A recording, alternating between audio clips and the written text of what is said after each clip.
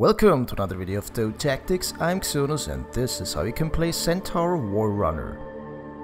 Centaur Warrunner is a strength melee hero known for his excellent teamfight initiation capabilities and unforgiving damage, making him a versatile and fun to play hero. Hoof Stomp is Centaur's stun ability, slamming the ground while damaging nearby enemy land units. It also deals magic damage.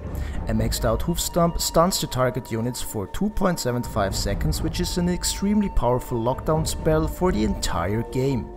Double Edge is Centaur's trademark damage dealing spell. The ability can only be executed in melee range. It damages both Centaur and the targeted enemy unit. The damage is increased from 170 at level 1 to an insane 400 at level 4. Return is Bread Warden's passive ability, granting counterattacks based on a percentage of Centaur's strength. At level 4 it returns 22 damage plus 50% of Centaur's strength.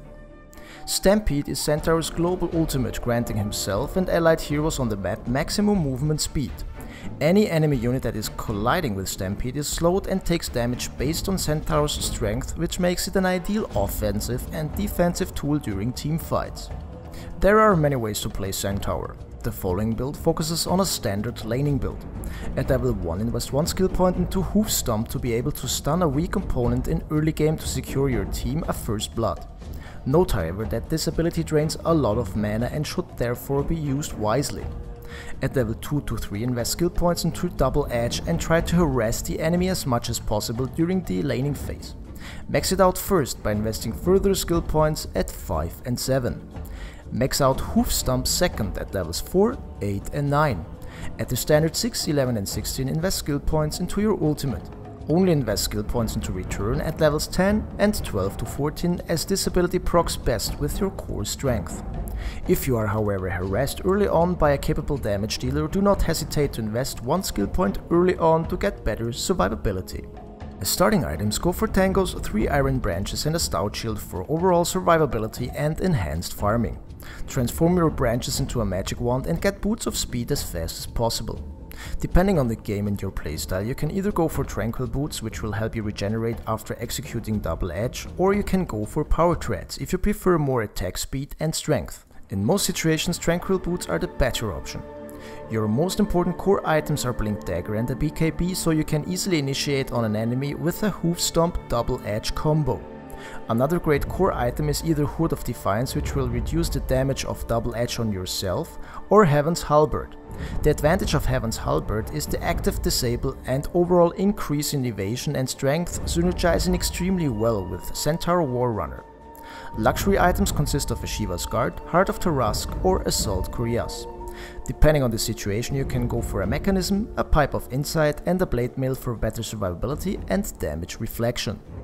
Centaur plays well together with other disable and stun heroes like Shadow Demon, Crystal Maiden, Vengeful Spirit and Witch Doctor.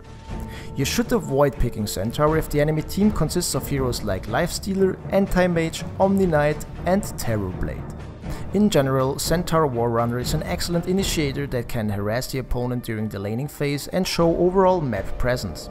Especially Double Edge is an ideal tool to kill ganked enemies. In addition, Centaur's ultimate allows your entire team to initiate in big team fights, giving you a great advantage in difficult situations.